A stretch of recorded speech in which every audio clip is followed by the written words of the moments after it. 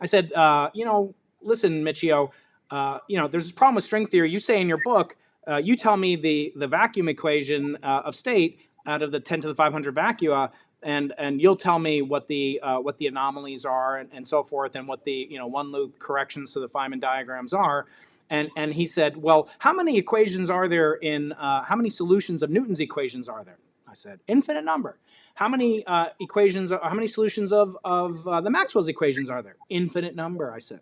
And he said, well, and I said, well, but that's not really not fair. You're not in physics. I can observe things and I can determine the boundary conditions. I can specify initial conditions, and then the problem is uniquely determined. It's not like the vacuum has to be determined from, we have to first select the universe. And I said, that's a huge lacuna in string theory from my perspective. And I said, it's one that, say, loop quantum gravity doesn't have. And he said, loop quantum gravity is a joke. It doesn't have fermions in it. And how can you even consider it as a candidate for a quantum theory of gravity? It contains no fermions. And I said, bleh. But I said, okay, well, I'll have to let that lie fallow until I talk to my friend Lee Smolin and Carlo Rovelli, et cetera. But I said there are theories like geometric unity has fermions in it, and really there wasn't really much of a retort to that. But the comment that I'm really trying to make is that it shouldn't be on the burden really shouldn't be on string theorists, I guess, is his perspective. String theory is anomaly free.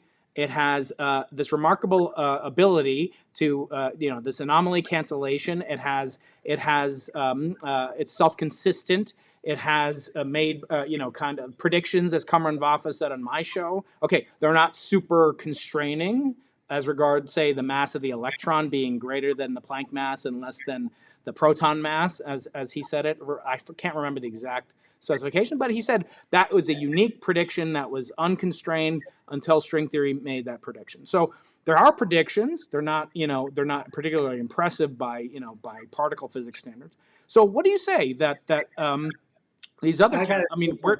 Yeah. Okay, Lee, go ahead. I'm just tired. We don't have to be talking about Michio Kaku. With apologies and due respect to you, Eric, we have to talk about, because Eric has been underheard and underrepresented and under attention to.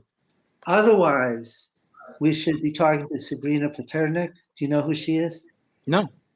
She's 27, and she doesn't worry about what string theory was and what loop quantum gravity was.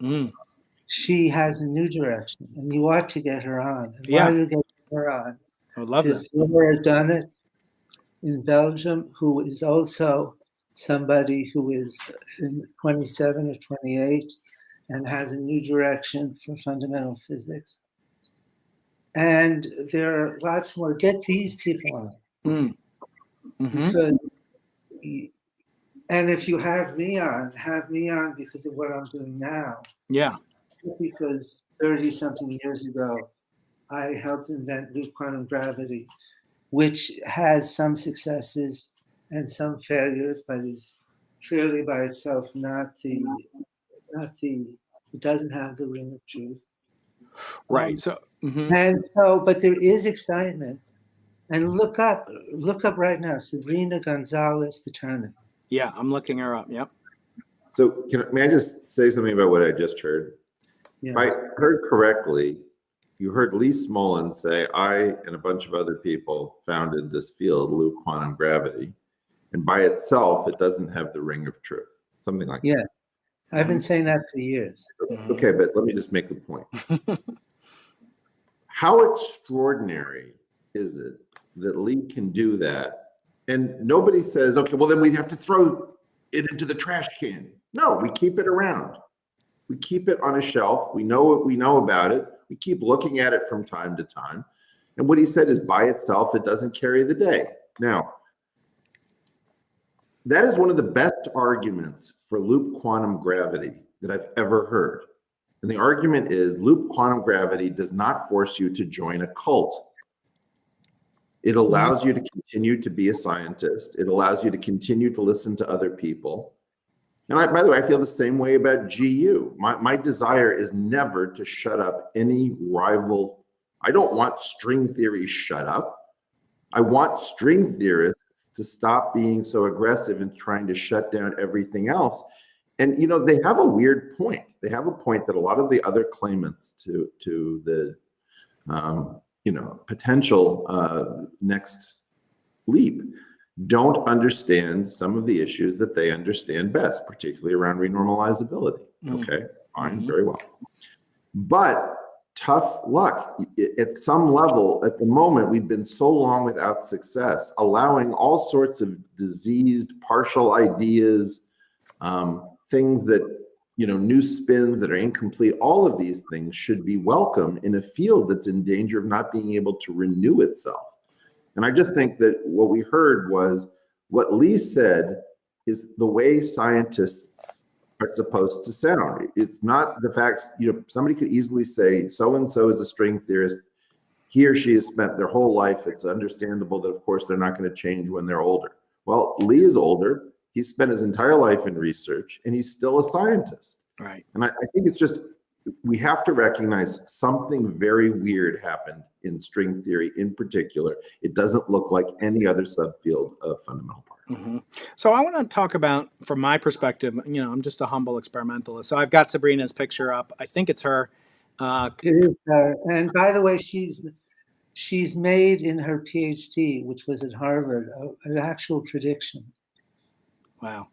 Okay. And an she's a pilot. Wow.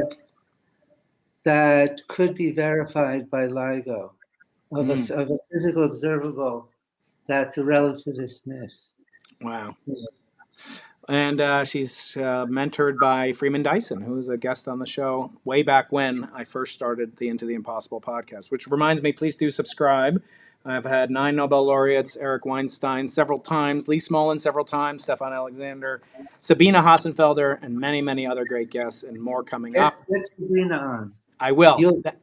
You'll be blown away. I absolutely will. And, you know, in cosmology, things are also challenging, right? Because we have a paradigm that is dominated by a single monopolistic entity, namely inflation, which has stunning successes, but also maybe the analogy is that it can't account for its own initial conditions any better than string theory can account for its initial conditions.